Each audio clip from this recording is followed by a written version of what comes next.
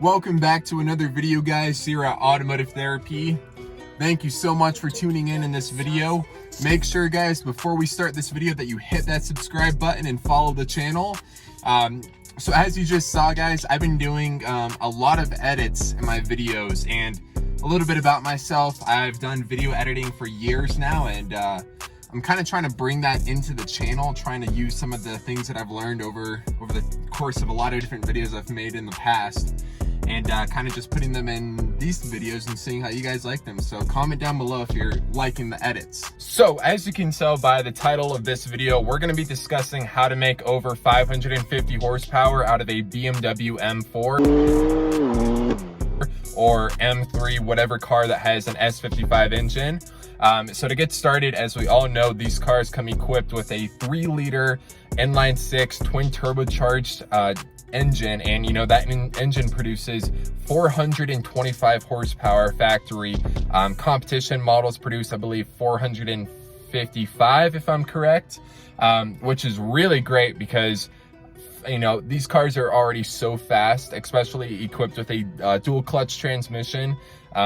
You know, rocket ships, that's all I can describe them as. But you know, we all get the urge to want to make more power. So with that being said, I'm going to tell you guys what mods you have to put on if you want to be making a little bit more power out of these cars.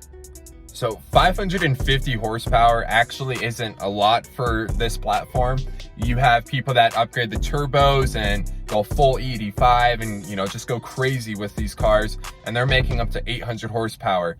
That's great, but for me, I like to slowly get there, so we're just gonna stick around 550 horsepower. It's a pretty easy number to achieve with these cars. So number one, which most of you guys are probably already thinking of right now, but it is downpipes. Downpipes is something that I was told by multiple people that own this car. When I was shopping for one, they all told me, hey, you gotta get downpipes. Like, it's gonna change the whole performance and sound of the car. You'll love it. So those downpipes are gonna give better airflow to the turbos, and you know, they're just gonna be better for tuning and just allowing you for better boost. Now, there are so many companies that produce downpipes for this car. You can go with high flow downpipes, which still have, you know, just a smaller filter with the catalytic converter and everything inside of it, or you can go with a catless downpipe, which is what I prefer.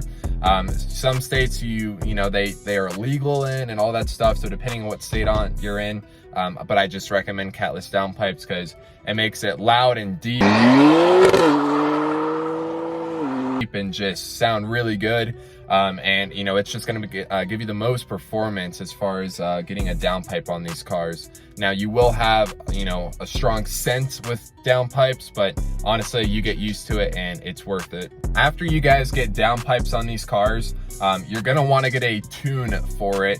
Now, a tune is just going to make it safe for the turbos, because if you're running catless downpipes with no tune on the car, it can actually, you know, have weird back pressure, and the turbos can be, you know, they're not sensing the filtration and the catalytic converters, and it can cause some confusion. It's going to give you a check engine light. So you're going to want to get like an off-the-shelf tune right off the bat. So I recommend going with MHD. Now, a lot of people do use Boot Mod 3. One of my friend, Brian at Colorado N5X, he had a MHD fully bolt-on off-the-shelf tune versus a Boot Mod 3 fully bolt-on off-the-shelf tune as well, and they were racing both M3s, and the MHD just performed better run after run. So personally, that's one of the factors why I use MHD, because it just seems like it's actually a little faster. But once you get that tune, you can go with like a stage 1, but you're gonna want to go up to a stage 2 to really get up to like 550 horsepower. So that tune is going to make it better for the turbos because it's not going to have confusion with the downpipes. And then it's just going to give more boost. And whoa, my bottle just like popped on me. That was really weird. Anyways, so yeah, just getting the tune is going to make the car a lot quicker, and it's going to make the bolt-ons just complement the car a little better than having all these parts on the car but no tune to really, you know, smooth it out. So I recommend getting a tune. Once you have like the tuning software on the car, you can do a custom tune. There's so many great tuners in this platform that you can go with, and you can do like a full 85 tune and really get it customized to make the most performance out of it. So once you have like a tune and the downpipes and everything, you're gonna want to do some preventative maintenance, because once you start making that kind of power, there is your charge pipes, which, you know, they're made out of plastic from factory. So you're gonna want to upgrade those charge pipes. Again, there are so many companies that make these charge pipes that just search online and you'll be able to find them anywhere.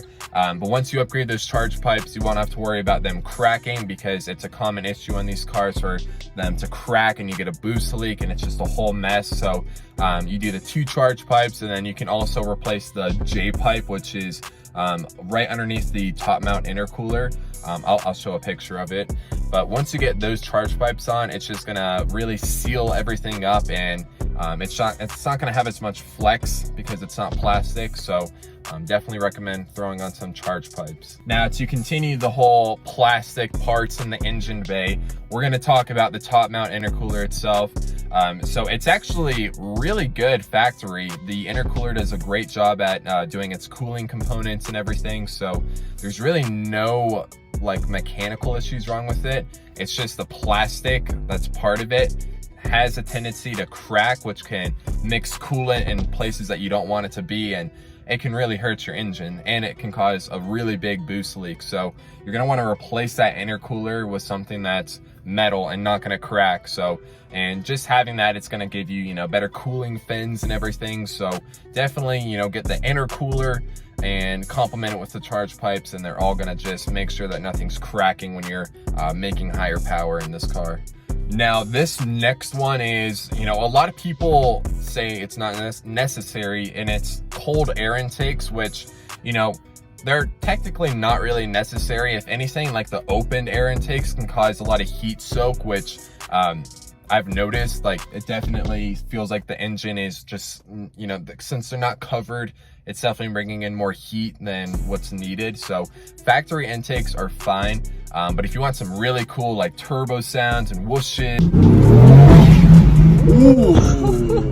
and all that kind of stuff, then I do recommend air intakes. You can get like closed and covered air intakes. Those are a little more expensive, but that's not really necessary to make any real power gains. So now, you know, you have your down pipes, your charge pipes, intercooler, J pipe, maybe air intakes, and then you throw your off-the-shelf tune by either Boot Mod 3 or MHD, and you use all of that, and you will notice a significant difference in power. And I've actually seen dyno sheets from people who own these cars. I still need to get a dyno, but yeah, it makes like a little over 550 horsepower. One of them actually made 600 horsepower. So, you know, those numbers are super achievable, and most of this stuff you can get for like under 1,500 bucks. Like, if I'm being quite honest, it's actually not too expensive to do all of this.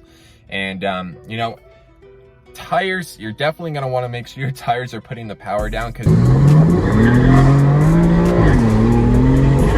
when I went fully bolt-on and tuned, my tires were the factory Continentals, and they were like just spinning, and honestly my car didn't feel that fast. So I'm like, is this like, what is it even doing? Like, is my car even faster? It's louder and stuff. But I put some Pirellis on, really high performance tires, and once I could actually put the power down, I'm like, holy crap, like this is way faster than I thought. So definitely make sure that you have good tires with these cars if you really want to feel the power. Now, I've been driving with all those bolt-ons and an MHD tune for a few months now, and as far as reliability, there's been no issues. The car still runs great. I haven't really heard of anybody else who's had reliability issues from doing all these modifications. It will void warranty, so if you still got warranty, then yeah, that might be an issue for you. But honestly, I'm really satisfied with the power. It wins a lot of races. It's hard to, you know, give this car a hard time on the street. So definitely have a little bit of street confidence with just this whole platform. Now I do get the itch to upgrade the turbos and go full 85, that's coming. I'm definitely gonna do that, but right now I am perfectly pleased with the current power setup on it. So that's gonna wrap up this video. Pretty quick and simple, kind of just breaking down which bolt-ons and tuning setup you really need for achieving a little over 550 horsepower. I hope that helps you guys out if you're looking to tune your car and see what kind of numbers and power you can make out of it. So thank you so much for watching. Again, if you could please subscribe to the channel, it just makes these videos like even more fun to produce and everything, just knowing that there's people tuning into them and watching them and enjoying them. So I appreciate everyone who comments and likes and just shares these videos. So with all that being said, guys, thank you so much for watching. I'll see you guys in the next video. Peace out.